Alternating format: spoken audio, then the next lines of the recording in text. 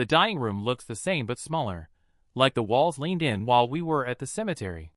The mahogany table holds too much history for 3 plates. My son sits across from me and studies his fork as if it's a new invention.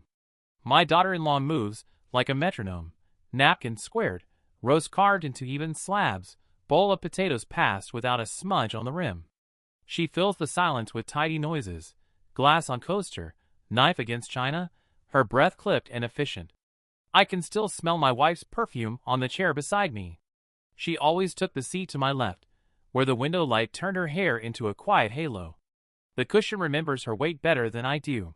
I keep reaching for her hand and finding wood grain. "The service was nice," I say, the words too small for the day. My son nods, eyes fixed on the gravy boat.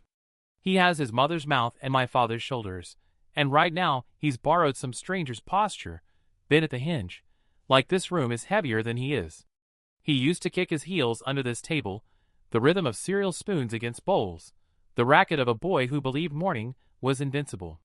Today he chews without appetite, a man hiding inside his own jaw. "Potatoes?" my daughter-in-law asks, already reaching, already certain. Her voice makes slices of the air. She doesn't look at me when she says it. She distributes food the way a clerk stamps forms, nothing wasted, nothing lingering. At the edge of her plate, a phone sleeps face down like a secret. The chair to my left holds the shape of absence. I can taste my wife's peppermint tea though no cup sits steaming. I set my hand on the table where the saucer should be, and my fingers find a faint ring we never sanded out. She called it the moon. We joked about landing there when we were old, planting a flag in the backyard, telling the neighbors we'd moved to better light. "Dad," my son says finally, soft as a towel. He doesn't finish. I hear the scrape of his courage, and the drag of something heavier, money or guilt or both.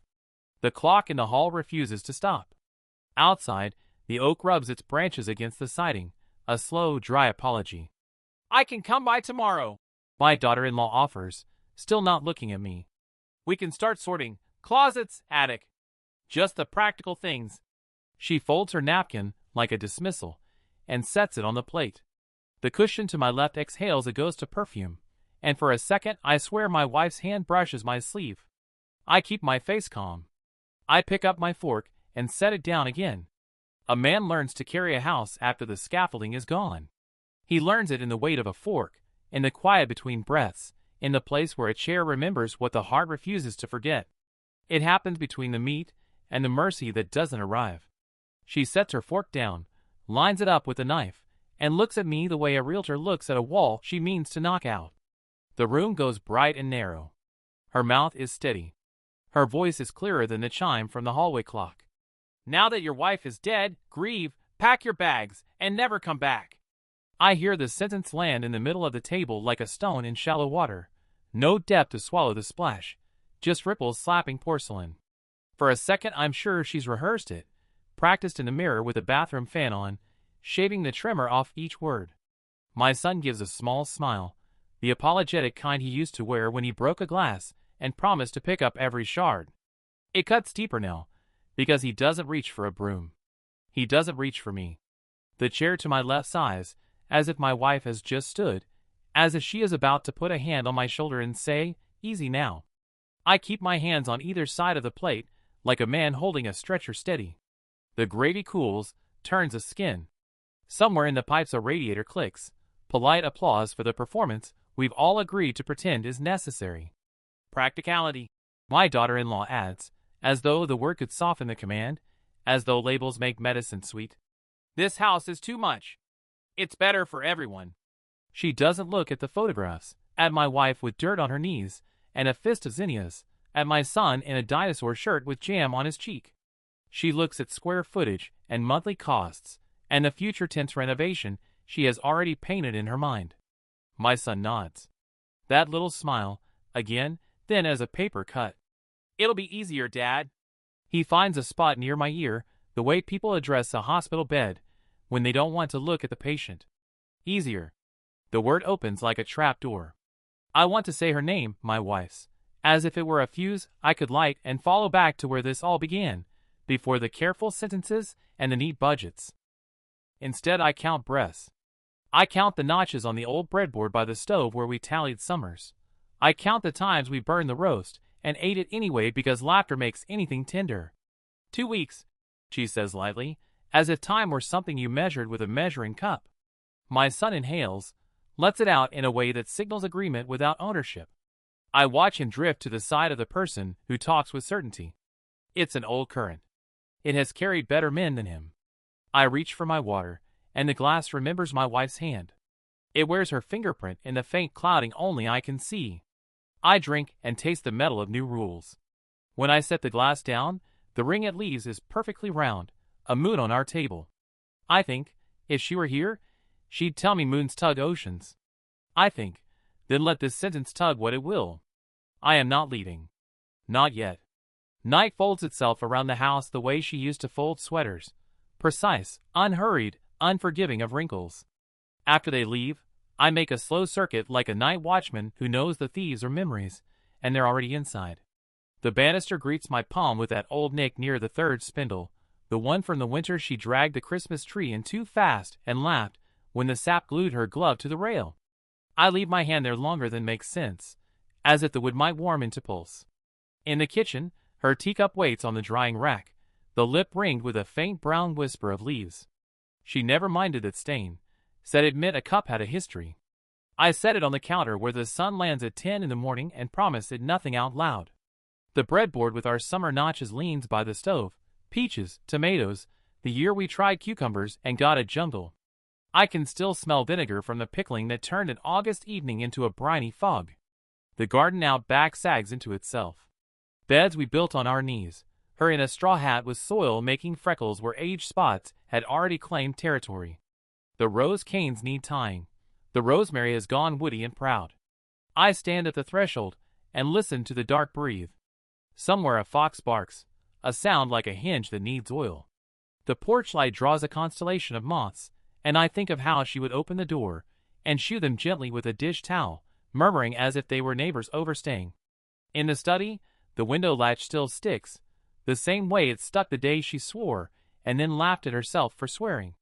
Her pen lies diagonally across a pad, a sentence abandoned mid-bridge. I don't read it. I'm not ready to be handed the shore she expected me to reach. The chair where she paid bills remembers the shape of her carefulness. The drawer remembers where she hid birthday cards until the day itself could deserve them. I walk our bedroom last because it is both hospice and harbor. The pillow on her side is plumped, as if some polite ghost has been making the bed. Her sweater hangs on the closet door, sleeves lifted slightly like arms halfway to an embrace. I bring it to my face, and the old cadences return. Lavender, drier heat, that mineral trace of her skin. The ache is a heat, not a wound. I don't know if that's better. I lie down without changing. The day has already taken my hands and emptied them. I'm not giving it my buttons too. The ceiling's hairline crack runs from the light fixture to the crown molding, like a map of a river that refuses to straighten for engineers. I keep my eyes on it because if I close them I'll find her in the doorway, soft with sleep, asking if I want tea, and the answer will throw me off a cliff. Sleep finally finds me like a bargain I didn't agree to. I float in a shallow dream where she is humming and I am weeding, and everything is ordinary enough to hurt. I wake before the end on purpose, like a man snatching his hand from a stove, and stare into the hush that comes back. The house is still here. So am I. And for tonight, that feels like all the work I can do. Morning arrives, like a librarian clearing her throat. I open the study door, and dust lifts in a small applause. Her desk sits where it always has, angled toward the window, as if work needed light to behave. I pull the chair back and it sighs. The cushion still keeps the faint hollow of her patience. The top drawer slides out with the same resistance I used to tease her about. Inside, the order is its own language. Manila folders with her precise block letters, insurance, utilities, wills, taxes by year, clipped and squared. Each paper aligned with a care that refuses panic. I stack them in a neat column, and the weight of ordinary life steadies me. Premium notices, receipts, policy numbers written twice, once on the document and once on a card in the front pocket, as if redundancy were a charm against chaos. I find the life insurance and trace her signature, the way her H crests and falls like a small wave. The policy is current. The beneficiary line is my name. I feel stupidly relieved, like a man who discovers the parachute was packed after all. Beneath the folders, an envelope waits with my name on it in the same steady script, thicker paper than we kept for bills. If you're reading this, I'm gone. My hands hesitate in the air, then give in. Her voice arrives without sound. She is practical even here. She tells me to drink water, to eat something green, to walk around the block before I try to fix anything. She lists the places I will forget to look. The safe deposit box key taped under the desk drawer. There, I find it, gray and cold under my fingertips. The banker to ask for by name. The accountant who knows where the bodies are buried, she writes, then crosses out bodies and replaces it with ledgers, a joke I can see her mouthing. She hints at protections I only half remember from conversations I cut short with a kiss and a promise to talk later. There's a trust, she writes, the way you talked about weather, factual, forecasted, not negotiable. We set it up when the business wobbled. You're the trustee now. Don't let anyone rush you. Don't sign anything you haven't read twice. She lists the account ends, 4 digits here, 4 there, and the bank where Helen will be kind but thorough. She reminds me to bring a notebook because shock is a thief. I laugh once, the small sharp sound of a jar loosening at last. In the back of the drawer, under a pad of stamps, lie photocopies of deeds and a laminated card with contact names. Attorney, foreman, the neighbor who knows which breaker controls the porch. She has arranged my life posthumously the way she set a table, forks aligned, napkins folded, room for breath between plates. I think of the night I told her she always seemed 2 steps ahead, and she said, not ahead, just ready. The difference was a lesson I am finally enrolled in. Dust motes tilt through a shaft of winter sun and turn the air navigable. I place her letter back in its envelope and slide it into my breast pocket like a compass. Paper, ink, her measured hand. This is the bridge she left me. I close the drawer and feel something inside me click into a slower gear. Grief is still a flood, but now there are posts to tie the boat to. They arrive with coffee they don't drink and a tape measure that clicks like a grasshopper caught indoors. Just checking in, my son says, already squatting to measure the living room wall from outlet to corner. My daughter-in-law moves faster, the way a person moves when they've rehearsed a dance. Phone out, notes app open, voice blunted into efficiency. Window replacement here, she murmurs, more to the glass than to me. If we knock out this half wall, the sight line will be... She stops, angles her head, sees a kitchen she hasn't cooked in, and names it hers. I stand by the doorway and feel the house pull a fraction tighter around my ribs. The clock in the hall keeps honest time. The tape measure keeps a different kind, pulling the future toward it by inches. When do you think we could get the photographer in? She asks, thumb flying on the screen. Staging would help the listing. Neutral throws. Declutter surfaces. That teacup, for instance. She points at the sink where her fingerprint has never been. Slow down, my son says, but it's the kind of slow down a person says to a horse while tightening the girth. He glances at me in a way, like the view over my shoulder is more compelling than my face. Dad, we're just trying to be practical. Closing dates can sneak up. If we aim for end of next month. There is no closing date, I say. The words feel like nails pushed into it by hand. Not yet, she answers brightly, as if I've agreed with her. But if we want a good buyer pool, spring is better than summer. Curb appeal spikes with the roses.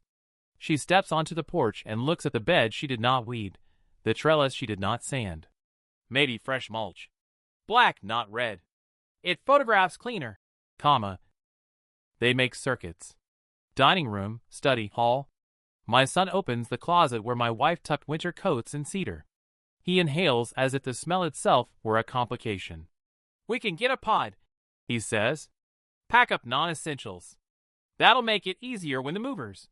I haven't hired any movers, I say. Of course, he says, and I can see the sentence he doesn't finish, yet. In the bedroom, she runs the tape across the window, lip caught between teeth in concentration. King bed might be tight. We could flip the layout if we take this door off its hinges. She's already pictured her hand on that knob. She's already turned it. I follow them to the kitchen, to the old breadboard with its tally of summers. Her gaze schemes across it like a shopper over a thrift store shelf, searching for something she can call valuable. "What about the inspection?" she asks. "We should line that up. Any foundation issues? Roof age? Buyers will want." "The buyers," I say, and I hear the plural stick in my teeth. "There are no buyers." My son rubs his jaw, the tell he had at 12 when he tried lying about homework. "We thought." "I know what you thought," I say, and the room stills long enough to hear the tape measure lock shut. Outside, the oak drags a branch against the siding, a sound like a chair pushing back from a table. The house is listening. So am I. They leave with the tape neat in its holster, the coffee is still full, a schedule humming in their pockets. When the door closes, I pour both cups into the sink and watch the swirl disappear. The rings they leave on the counter dry into twin moons. I press my palm to one and say aloud, to no one and to her, "This orbit is not yours to chart." The bank smells like pins that have been chewed and carpet that remembers every shoe. I sit in a chair that thinks too highly of its upholstery and wait while the receptionist whispers my name into a phone as if it might bruise. The manager comes out with funeral voice eyes and 2 glasses of water. "I'm sorry for your loss," she says, and for a moment we stay in that soft hallway where nothing sharp is allowed. Her office is tidy in the way my wife liked a kitchen drawer, everything reachable, nothing sentimental. She folds her hands, then unfolds the day. We start with the simple math of breath, joint checking, steady deposits, a few autopays that will keep marching even if I don't. She prints statements and the paper is warm, as if the numbers just hatched. "You're fine for now," she says, and I didn't know how much I needed a stranger to say that. Then she opens a drawer, and the room gets its spine back. "Your wife was methodical," she adds, and a pride that isn't mine rises anyway. She shows me the ladder, 6-month, 12-month, 18, CDs stepping down a year like careful stairs. Nothing flashy, nothing that needs watching at midnight. Interest stacking politely, the way chairs stack after church. I trace the renewal dates with a finger, as if touching them might ring. "There's more," she says, gentle the way you tell someone about a second parachute. "A savings account I've forgotten, titled both our names. The kind of cushion you build by saying no to restaurant menus and yes to leftovers."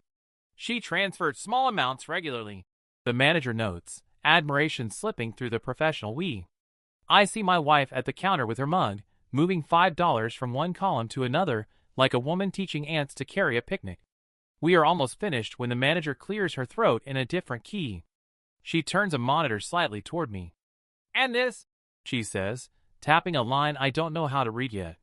"A trust with our last name braided into it, established 2 years ago." My wife's signature. My name beside the word successor trustee. The air thins and then steadies. I hear my wife's voice in the even strokes of the letters. "Be ready. Don't let anyone rush you. You know more than you think." The manager explains without condescension. Assets moved there don't pass through the noisy rooms of probate. The trust holds what might otherwise be argued over at tables where people forget to use napkins. If decisions must be made, I make them. If signatures are needed, they are mine. Quiet strength disguised as paperwork. My wife has left me a map that cannot be folded smaller without losing roads. When I stand, I'm taller by nothing you can measure. The manager slides a folder across the desk. Contacts, copies, a list of next steps printed in a font that doesn't panic. "Bring this back if you have questions," she says. I thank her and carry the weight like a book you don't yet know but trust. Outside, the day is ordinary enough to hold me. I sit in the truck, open the folder, and the pages breathe out the scent of toner and order. Somewhere, my son is measuring walls. Somewhere, a tape measure snaps shut. I place my palm on the first document, feel the cool of ink through paper, and say her name. The silence answers like a vow. The shop still carries the perfume of sawdust and coffee burned to religion. I park out back where the delivery trucks kiss the loading dock and let the engine tick down, the way a dog settles after pacing. The roll-up door is half open, and winter sun stripes the concrete like a barcode. Inside, the table saw waits quiet as a church organ. Someone has swept, but the corners tell the truth in thin curls of oak. Tom looks up from the workbench and wipes his hands on a rag he's been faithful to for too many years. His palms are a map of this place, callous for every job that ran long, scar for every lesson that wouldn't fit in a manual. "Boss," he says, and the word finds me like a coat in cold weather. We haven't used titles between us in a decade, not really, but grief rewrites small rules. We stand with that old awkwardness men bring to news that has already happened. He pours coffee from the dented thermos, and it tastes like someone tried to make courage in a percolator. "Place runs," he says, nodding toward the whiteboard where bids and deadlines lean into each other. "Crew knows what to do. We kept the Parker kitchen on schedule."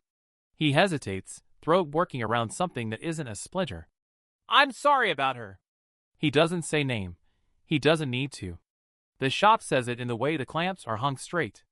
I walk the length of the tools she and I bought one by one when weekends were the only currency we had. The miter saw we argued over until the coupon made its case. The sander she called the peacemaker. The key ring hangs on its hook by the office door, heavy with teeth that open everything we built and the closets where we hid our mistakes. I take it down and let the weight anchor my hand. "Your boy was here," Tom says finally, looking not at me, but at the grain of the bench as if it might offer precedent. "Asked about transition plans." He says the phrase like it has splinters. Margaret turns pages with a librarian's mercy. Each note bears my son's signature, his name shouldering against clauses about repayment, interest like a quiet tax on impatience. Then a second page, stapled behind the first, with my wife's handwriting in the corner, small, steady. "Spoke to Wade. Adjusted schedule. Check in next quarter." Not forgiveness, exactly. An extension printed in ink and patience. I run a finger down the totals and feel nothing until I feel everything. 5 years stack into a sum that could have built another shop A, paid 3 roofs, bought time. I picture him sitting where I sit now, younger and eager, selling Margaret on the word temporary, as if it were a kind of virtue. I picture my wife in the kitchen with the phone, her palm pressed to the counter while she listened, her eyes on the garden as if green could lend sense to math. "She documented every conversation," Margaret says, almost apologizing. "Your wife was thorough." She slides a file across. Inside, emails where kindness is grammar. "We'll revisit in May. Don't let this keep you from sleeping. Bring receipts even when there aren't any." I hear her voice in every line, that way she had of arranging care, so it didn't look like rescue. "Did he pay any of it?" I ask, and already know the answer. "Some," she says. "Then less. Then not at all. She never erased the schedule. She just moved the dates." Her finger taps the margins where my wife left breadcrumbs. "New baby, lost contract, we'll try again." There it is, love, not blindness. If she'd been blind, there wouldn't be a trail. Margaret totals the balances, pencil whispering. The number lands on the legal pad with a soft thud. It is not a monster. It is not a mercy. It is the shape of a bridge that never reached the other side. I sit back and let the chair hold whatever part of me remembers to be held. "She knew this would fall to you," Margaret says. "That's why she kept it clean. Whatever you decide, enforce, forgive, restructure, you won't be guessing." I close the binder, and the paper breathes out. In my mind, I see the breadboard at home, our tally of summers, and imagine carving one more mark, the year of ledgers and patience. I slip the copies into the folder with her letter and the bank papers. The weight increases by ounces, not pounds, and still my arm knows it. On my way out, Margaret hands me a smaller packet, contact sheets, due dates, a glossary of terms that make dead sound polite. "You're not alone in this," she says. I nod because I can't say what I'm thinking. I am and I'm not. She left me the map. She left me the mile markers. Love didn't keep her from writing it all down. Love kept the ink from smudging. He parks crooked in the driveway like he's rushing kindness. The screen door gives its old rasp, and he steps into the hall with a smile he irons flat before it reaches me. His eyes travel the walls, the way a traveler checks a timetable. "Dad," he says, and his voice is dressed for business. "I thought we could make a plan." The rug in the entry holds a pale trail where her slippers used to pass, 2 soft rails through red and blue. I stand with my heels on that path and don't move. "A plan for what?" I ask, as if I don't know the taste of the word already. "For the transition," he says, that new favorite. He gestures like a contractor mapping ductwork. Photographer next week. I've got 2 movers on hold. If we schedule showings for Saturdays, prime traffic, we can. No, I say, and the word lands heavier than I intend. It surprises both of us.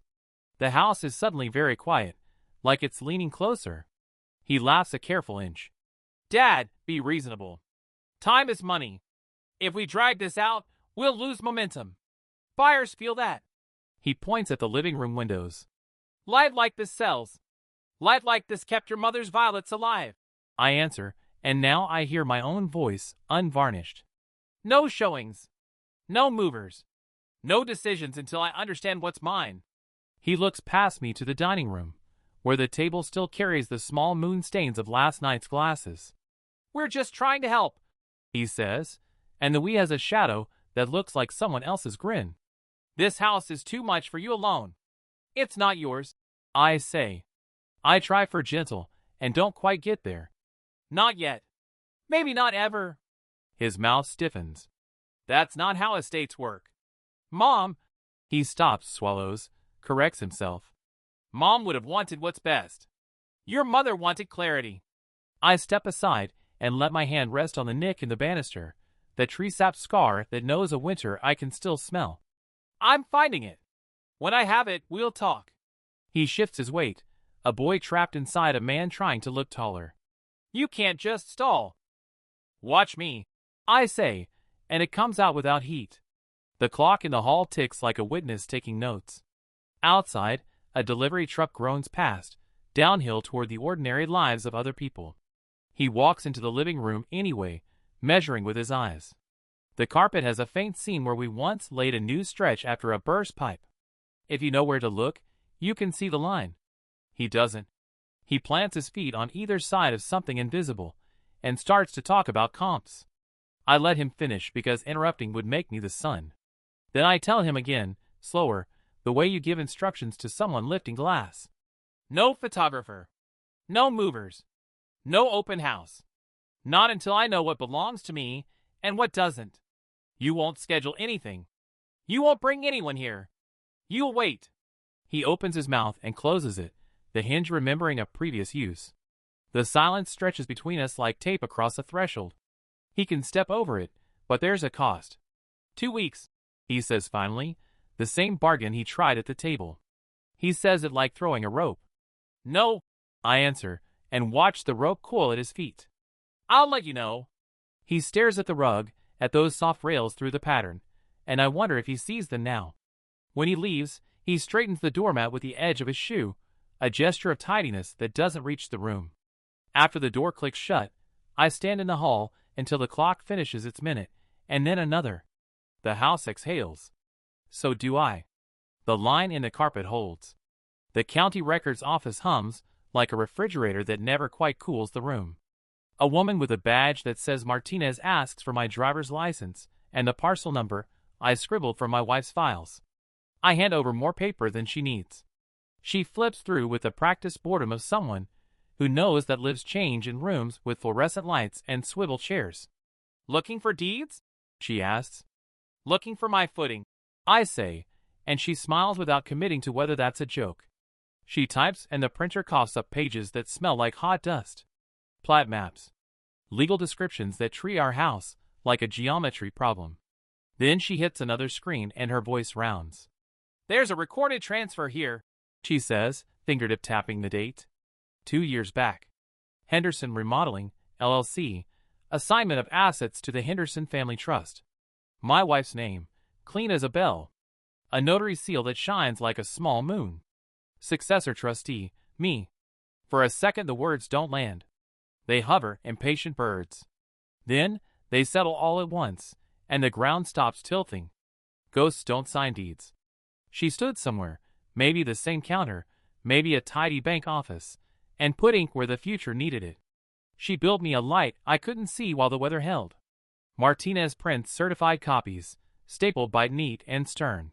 Do you want the trust abstract too? She asks, already reaching.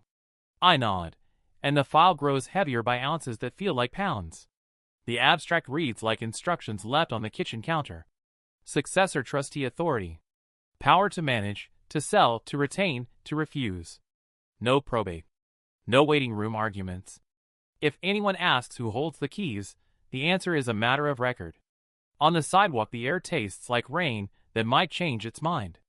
I sit in the truck and lay the papers across the passenger seat where my wife's purse used to ride. The seal winks. I can hear her voice in the margin notes she never got to write. You are not at sea. You are in a channel with markers. Keep between them, and you won't scrape bottom. Back at the shop, Tom is drilling pocket holes in a face frame, the bit singing its small metal hymn. I hold up the copies, and he kills the drill midway breath. We read together, men who prefer wit to law, letting the sentences do what they were made to do. He blows out a breath that ruffles the sawdust on the bench. Well, he says, and grins in a way that puts 10 years back on his face. Looks like the lighthouse is lit. At home, I spread the documents on the dining table, and their official stiffness steadies the room. The chair to my left catches the afternoon light, the cushion still holding its accustomed shape. I run a palm over the notary seal as if it were a coin I could warm into luck. My phone vibrates with a text I don't open. Measuring tapes can snap all they want.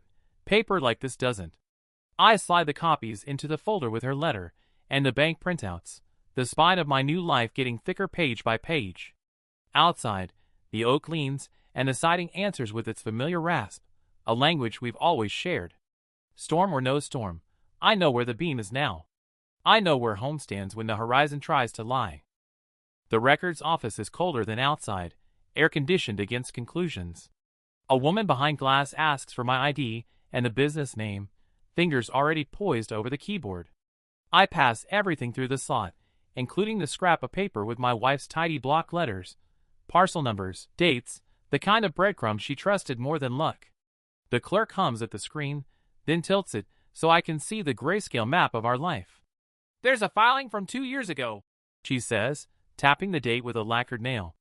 Assignment of assets to a family trust. The printer wakes and unspools pages that smell like warm dust. She staple bites the corner and slides the pack back to me. My wife's signature stands where I didn't think a future could stand, steady as a fence post. Below it, a line with my name beside words I don't deserve and suddenly do, successor trustee. It doesn't thunder. It doesn't even click. It settles the way a house settles at 2 a.m., a sigh along the joists, a reassurance that the frame knows how to hold. Ghosts don't sign deeds. She did the thing while I was busy making jokes about warranties, and now the paper in my hands throws a beam through whether I thought would eat me. The clerk asks if I want certified copies. I nod too quickly and pay in bills soft from pockets. She stamps gold seals that look ceremonial, but I've learned ceremony can be the most practical thing in the room. The abstract reads like instructions left under a magnet on the fridge: manage, retain, sell if necessary. Do not be rushed. Probate is a hallway you don't have to stand in. There's a notary name, the date, the county book and page number, the coordinates of dry ground. I sit in the truck with the documents laid across the passenger seat like a passenger who knows the way. The notary seal shines when the sun finds it. I hear her voice in my head the way I hear it when I stand by the breadboard at home. Breathe. Read twice. Don't apologize for standing where you were told to stand. At the shop, Tom is sanding a rail, long strokes that respect grain and time. I hand him a copy and watch his shoulders loosen as he reads. Well, I'll be, he says, which is his way of swearing. She thought ahead. I tell him about the dates, the wording, the parts that matter. He nods toward the crew, toward the order board. Then we keep steady, he says. Square and true. Back at the house, I spread the papers on the dining table where moon rings from glasses have mapped the last week. The chair to my left holds its hollow like a palm. I press my thumb to the seal until I feel it in my skin. Out the window, the gray afternoon lifts just enough to show the ridge line. A lighthouse doesn't argue with the storm. It stands. It turns. It says here, and here again. I stack the pages with the letter she left and the bank printouts, a spine building itself word by word. Outside, the oak rubs the siding and I recognize the sound, whether passing a house that knows where it's anchored. I set the table the way she would have, papers squared at the corners like placemats, a glass of water at each seat, the good pen laid horizontal as if it were silverware. The trust abstract sits on the left, the loan summaries on the right, and between them, The small stack of certified copies whose gold seals catch the kitchen light and refuse to be modest. I open the window an inch. The oak answers with its slow rasp, the house's old throat clearing. They arrive together, as if agreement could be worn like matching coats. My son kisses the air near my cheek.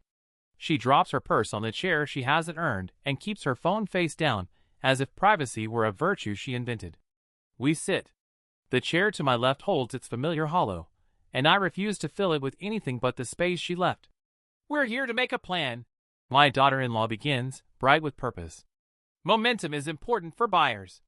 I slide the stack across the wood. The paper makes a sound like a saw finishing a cut. "Before plans," I say. "Truth." I tap the headings with one finger. "Trust."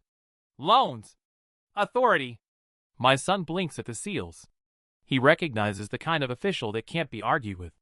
She doesn't look down yet. She looks at me the way a person looks at a lock they expect to pick. I ask the only question that has been pacing my ribs all week. "Why did you think you could throw me out of my own home?" Silence sits with us. It pours itself a glass. Finally, he clears his throat. "Dad, no one is throwing anyone. We just thought, practically, it would be better to." "Better for whom?" I ask, and keep my voice level as a spirit level. I turn the first page. My wife's name, the trust, my role. I don't grandstand. I read. The words do their work. I turn the next page. The loans, the dates, the notes in the margins where my wife wrote, "Check in, extend, he says he'll try." I slide that page toward him. The number is not a weapon. It is a mirror. He looks down, and I see the boy who used to count out his allowance in quarters, neat stacks of 2. His mouth moves around a story that has served him for years. "We were under pressure," he says. "It was temporary. She knew," I say gently. "That's why she kept records. Love and math can share a table." My daughter-in-law picks up a page and reads, like she's searching for a loophole that will announce itself if she stares hard enough. "This doesn't change the fact the house is too much for you," she says, pronouncing too much as if it were a diagnosis. "You don't have to make this adversarial." "It's not adversarial," I answer. "It's accurate." I place my palm flat on the trust abstract. "Decisions about this house and this business are mine. There will be no showings, no movers, no timelines you text me from the driveway. I will move when and if I choose. Until then, you will not schedule, measure, or plan." The clock in the hall ticks off a single brave second. He nods once, small, as if yielding hurts a muscle he hasn't used. She gathers her phone and slips it into her purse, like a blade that didn't find a place to cut. At the door, my son turns back, eyes blurry with things he isn't ready to name. "What do you want me to do?" he asks. "Begin," I say. "With respect. And with payments." I collect the pages as they leave, stack them as if stacking could make anything simpler. The oak scrapes the siding. The house exhales. I cap the pen, set it where a spoon would go, and let the kitchen keep its shape around me. We don't make it past the porch before the story starts leaking. He stands with his hands in his pockets, the way he did at 16 when the dent in the fender was still warm. "It wasn't supposed to get this far," he says, and the words fog in the cold. "The market turned. The partnership fell apart. We took on a second card to float the first. I thought I could fix it before you ever knew." Pride turns his voice into gravel. If he were bleeding, I could lift his shirt and find the cut. This kind of wound hides under math. Inside, at the table that has heard all our arguments and all our apologies, he keeps going. The bad investment has a name that sounds like a craft beer. The debt has tears, like bleachers at a game no one is winning. "I asked Dad for help because he understood business," he says softly, and I hear him trying to make it praise instead of indictment. "He said it was temporary." The word arrives again, tired from use. "She means," my daughter-in-law interrupts, sliding into the chair like she's claiming a seat on a lifeboat, "that families take care of each other. Assets stay in the bloodline. It's not right for everything to freeze because you're clinging to paper." She taps the trust abstract with a manicured nail as if it might blink. "This was meant for the next generation. For us." Us carries the weight of a deed she hasn't read. She straightens, finding the stance that makes her sentences sound taller. You don't even want the house, she continues. You said last year the stairs bothered your knees. Be reasonable. Think of legacy. She says legacy like a key she's sure will fit every lock. I breathe and don't answer. I put my finger on the column that totals what was loaned and not returned. I don't lift my voice. I don't list the nights my wife sat at this same table with a phone to her ear, pen poised over a calendar that kept moving repayment dates the way tides move line by line up a beach. I slide the ledger toward my son and let his name printed there do what my anger wants to. He reads. His mouth softens around the numbers, shock ironing the bravado out of him. He looks older by a year in 40 seconds. I didn't know it was this much, he says, and the admission lands like a chair finally set on all four legs. I kept thinking the next check would fix the last one. He rubs his eyes with the heels of his hands, a gesture I remember from Fevers and math homework. It doesn't matter, she says sharply, because the page will not argue back and someone must. It's all family money. Circle it around and call it even. That's what people do when they aren't being punitive. Silence is a tool if you let it be. I hold it the way a carpenter holds level, steady, unforgiving. The facts sit between us like a centerpiece no one ordered. Signatures, dates, the gold seal that won't blink. The clock marks the seconds we don't waste. I pour water, and the glasses make their small, ordinary chime. When I finally speak, my voice is the same temperature as the room. No one is being punished. We're accounting. The trust stands. The house stands. The business stands. I turn to my son, not past him, not around him. You can stand too if you choose. Start with payments. Start with honesty. He nods once, the only confession that matters. She exhales through her nose, a horse unhappy with the bit. The papers stay where they are, and the house, bless it, holds its line against the weather pressing at the windows. James Patterson keeps a neat office that smells like good paper and old air. The blinds throw careful ladders of light across his desk, and he doesn't waste time pretending the chairs are comfortable. He asks for my folder, and I hand over the spine of my last 2 weeks. Trust abstracts, certified copies, Margaret's ledgers with my son's name walking down the page like a tired man. He reads the way a carpenter eyes a bowed plank, patient, refusing to be charmed by appearances. He doesn't make sympathetic sounds. He makes notes. He turns the deed and taps the margin where my wife's signature sits, a small anchor that is held through bad weather. Title is clean, he says. He sets it aside and opens the trust, lips moving as he traces clauses with a finger that has signed more probates than birthdays. Funding looks complete, he adds. Your wife knew what she was doing. The compliment lands in the room and chooses a chair. We move to the business filings. He doesn't flinch at the gold seals, doesn't praise them either. He checks dates against dates, the way you match studs behind drywall. Assignment recorded properly. Successor authority is yours. No one gets to fish in this pond without your say. The keyboard clicks, the printer exhales a single page, and he paperclips his conclusions to the top like a roofline. I watch his eyes for the place where lawyers hide their doubt. I don't find it. He leans back and lets silence take a breath before he speaks. You're secure, he says, as if he were measuring the word for fit. Decide whether you want reconciliation, repayment, or distance. The 3 options set themselves on the desk like tools. He doesn't tell me which to pick. He tells me what each will cost. Reconciliation will ask for time and a kind of patience I used up on science projects and bedtime stories. Repayment will ask for discipline and the willingness to send certified letters to a mailbox with my last name on it.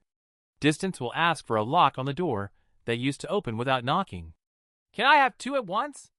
I ask, half a joke, half a prayer. You can start with one and end with another, he says.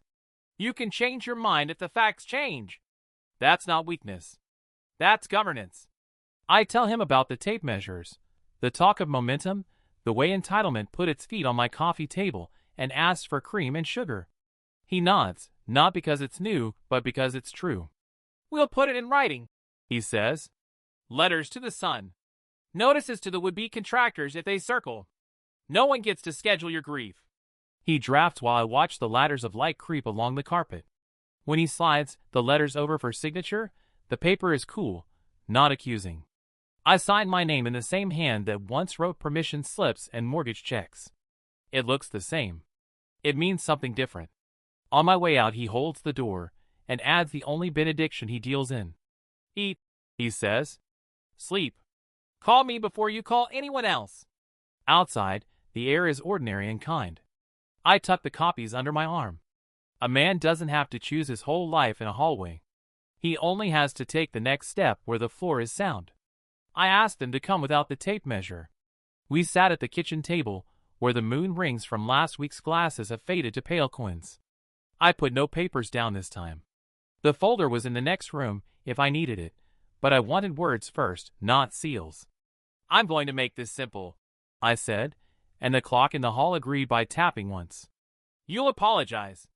Not because I want a performance, but because we can't build on a lie. You'll repay what you owe on a schedule that won't break you, monthly, automatic written. And you will stay out of my affairs. No showings. No movers. No contractors idling at the curb. The house and the business are not your projects. My son looked at his hands, as if the answer might be written in his palms. My daughter-in-law kept her eyes on me like I was a door she meant to walk through whether it opened or not. In return, I continued, I won't file for a media collection. I won't put this debt where your boss or your neighbors can read it. We'll keep it between the people who made it. Mercy with a spine. She opened her mouth to object, and I watched the words try to form. Unfair, punitive legacy. They died in the air. He beat her to speech. I'm sorry, he said, and it was small, but it stood up on its own legs. I am. I thought I could fix it before it showed. I made it worse by pretending.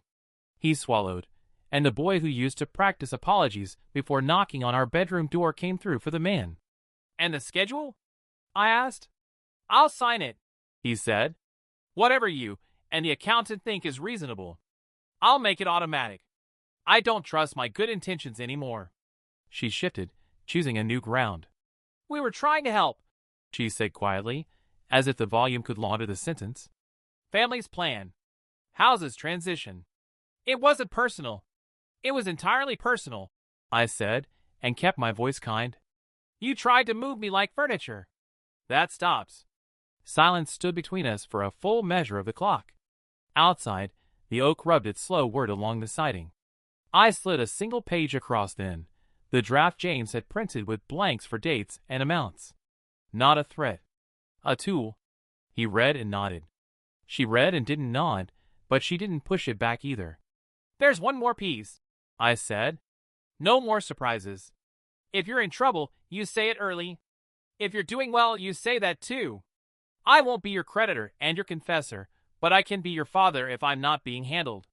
He looked up, eyes wet in the way embarrassment hates. I want that, he said. I capped the pen and placed it beside the page. He signed. She signed with a pressure that left a groove. I signed last and felt the table take a breath, the house shifting back onto its frame. When they left, the doormat lay straight without anyone nudging it. I washed 3 glasses, dried 2, and left 1 ring on the wood on purpose. A reminder that mercy, like water, leaves a mark if you let it sit long enough. They came back 2 days later with their yes turned inside out. My son stood on the porch in a coat he hadn't zipped, cheeks red with a cold he'd chosen, and told me no. He didn't say the word first. His face did, guilt and pride trading ground like weather fronts over a field. It's too much, he started, then corrected it to too formal, then let the truth spill. He wanted help without terms, absolution without a ledger. My daughter-in-law stayed a half step behind him, as if the house were a stage, and she knew her mark.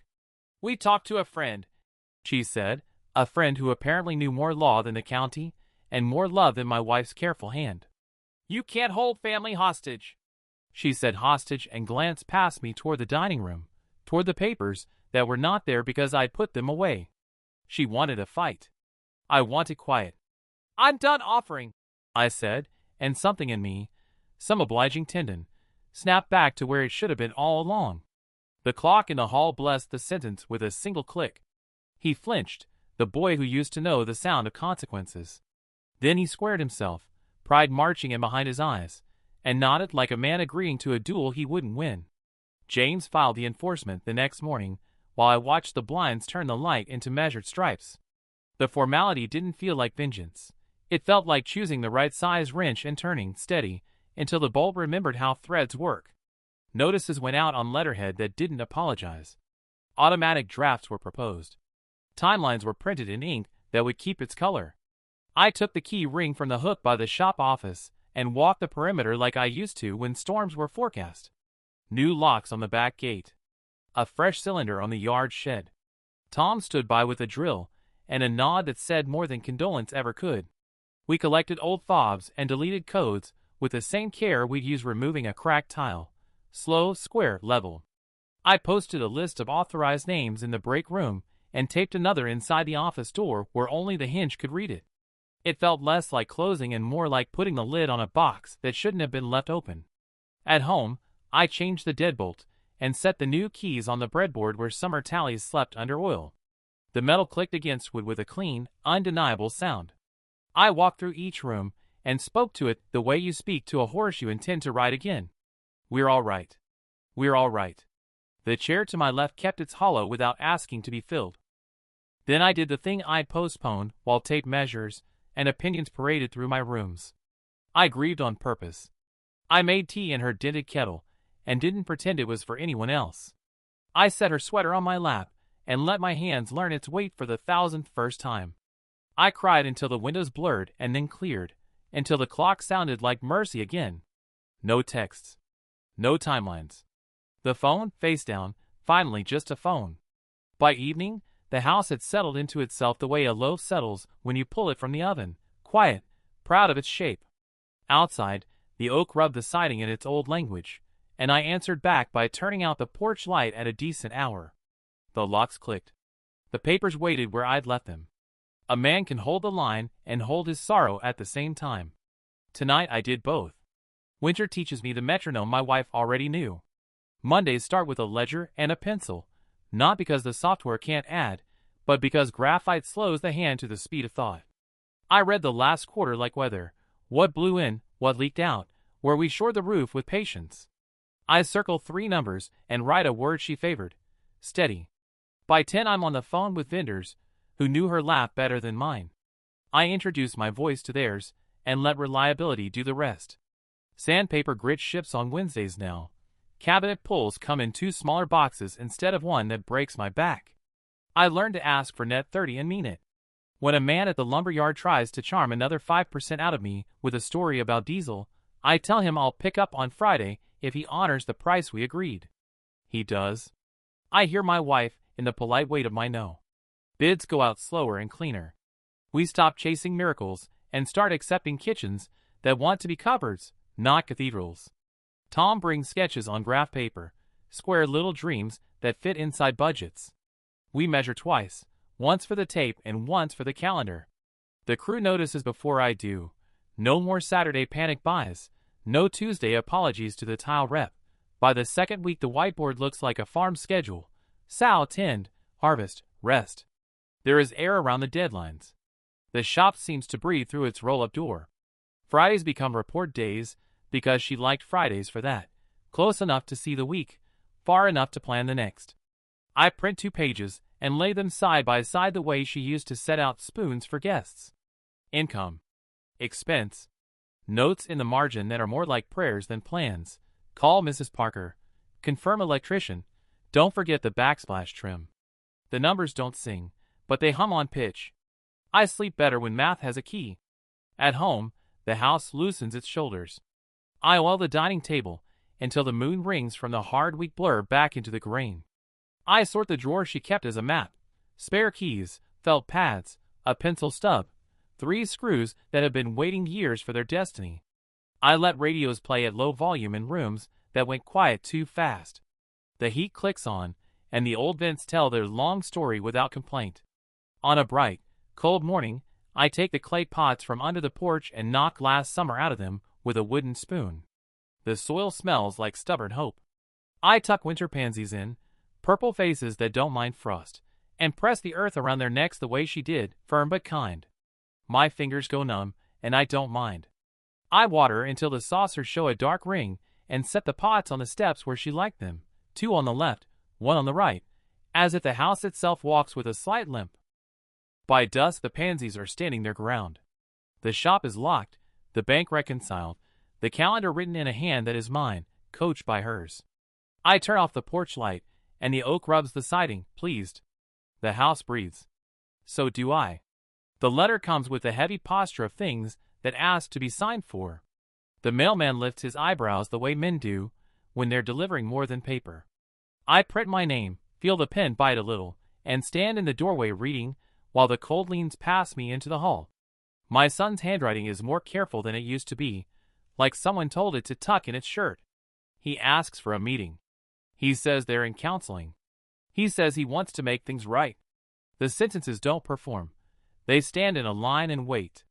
I set the envelope on the dining table where the oil has darkened the grain back into something forgiving. The chair to my left keeps its hollow, companionable as ever. I pour coffee and read again, slower, hearing him at 12, and at 30, and at every age in between when a promise was a thing he meant the minute he said it. He doesn't say forgive me. He says I was wrong, and I'm learning how to say that out loud. He doesn't mention the house. He asks how my knees are in the cold. At noon the bank app pings with a small, ordinary sound that now means consequence. An automatic transfer has cleared. The first payment is there. You could miss it if you were scrolling fast, but it sits in the ledger with its chin up. I touch the screen and think of the months my wife moved dates forward like tiny boats across a calendar tide. I think of the day I told him mercy with a spine and how both words are working now. The shop is quiet in the hour between jobs. Tom eats soup from a thermos and pretends not to watch me watching my phone. Good news? He asks without asking. I nod and tell him about the letter, the counseling, the debit that arrived like a bird that knows the way to this roof. He smiles into his spoon. Square and true, he says, our shorthand for anything that might hold. We go back to sanding a rail that will never know the names that paid for it. In the evening I sit with my wife's sweater across the back of the chair, the letter open beside my plate. Sorrow and relief share the same chair like relatives who don't speak but will pass the salt. I let both sit. I let neither narrate. The house listens without leaning. Outside, the pansies pretend they are braver than they look. I write him back on paper, not a screen. I keep my voice level. I tell him Tuesday works. I tell him I'm glad they're talking to someone who isn't me. I tell him I saw the payment, and that he should see it too, not as punishment, but as proof. I sign my name and it looks the same as it did on permission slips on mortgages.